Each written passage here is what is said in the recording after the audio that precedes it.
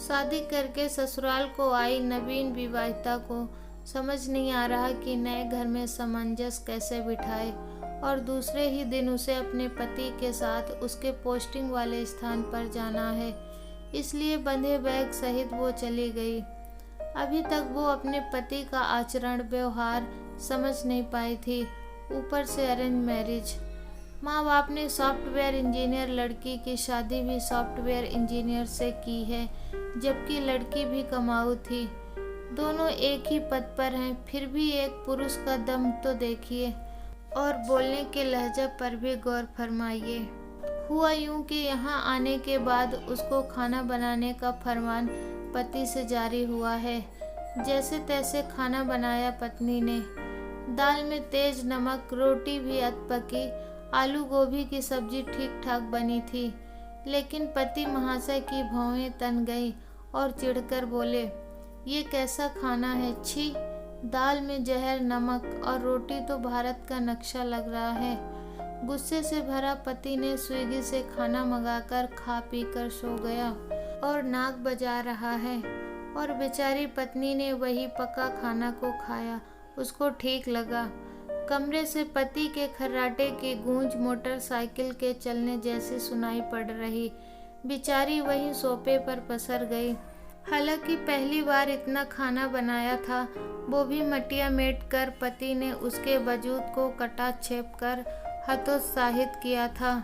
किस मामले में वो कमतर थी, डिग्री के मामले में या व्यक्तित्व के संदर्भ में? क्या किसी भी पुरुष को यह हक बनता है कि अपनी नवविवाहिता पत्नी के साथ दुर्व्यवहार करे?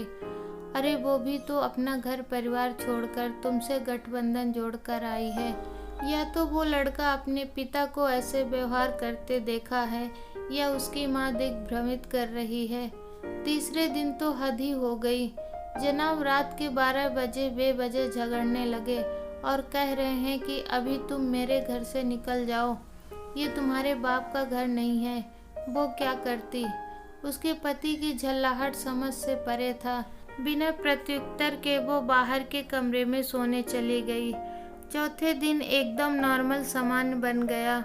सॉरी यार, कल जरा फ्रस्ट्रेशन में था ऑफिस का वर्कलोड के चलते, लेकिन अकेले तुम ही काम नहीं करते हो, मैं भी करती हूँ। तुम सालाना 40 लाख कमा रहे हो तो मैं भी उतना ही कमाती हूँ। ये मेरे पिता का घर नहीं है तो क्या हुआ, चलो घर के खर्चे बांट लेते हैं। पत्नी ने अपनी नाराजगी को व्यक्त करते हुए कहा, देखो घर का किराया तुम देना, राशन पानी बिजली बिल का पेमेंट मैं कर दिया करूँगी, ठीक है ना? इतना सुनना था कि पति महाराज की आंखें खुशी से अतिरेक चमक उठी। और हाँ, हमसे खाना नहीं बनेगा इसलिए कुक रख लेती हूँ, उसका पेमेंट भी कर दिया करूँगी। पति का दिल बल्ले बल्ले हो गया और अब आया ऊंट पहाड़ के नीचे। पति को समझ आ गया कि जिसे ब्याह कर लाया है वो उसके टक्कर की और बराबरी की है और आज की आत्मनिर्भर नारी है, पहले की स्त्री जैसी छुई मुई नहीं। जैसा पति नचाता जाए वैसे वैसे वो चक्कर घिन्नी बन नाचती रहे। कमाने का धौंस तो आजकल नहीं चलेगा, समभाव का जमाना है। बस पति अपनी पत्नी के आगे पीछे घूमने लगा, क्योंकि अब तो उसको पैसा खर्च नहीं करना पड़ेगा। कमाऊ बीवी जो मिली है, सने सने दोनों का जीवन की नैया चल निकली है। कुछ सालों में अपना फ्लैट और गाड़ी भी ले लिया है और एक बेटा भी है। अब वो जमाना नहीं रहा कि हमने अपनी सास, देवर, ननद, पति की जास्ती तो सह ली, लेकिन आर्थिक रूप से असबल असक्षम होने के कारण अन्याय के विरुद्ध आवाज भी नहीं उठा सके थे।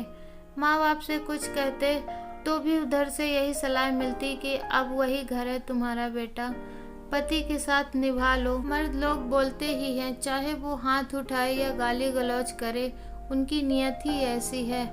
बस मन महसूस कर रह जाती थी सब।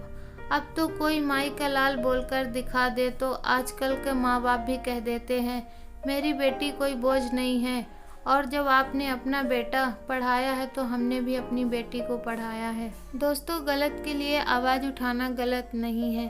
कहते हैं कि गलत करने वाला जितना गलत होता है उतना ही गलत को सहने वाला भी गलत होता है।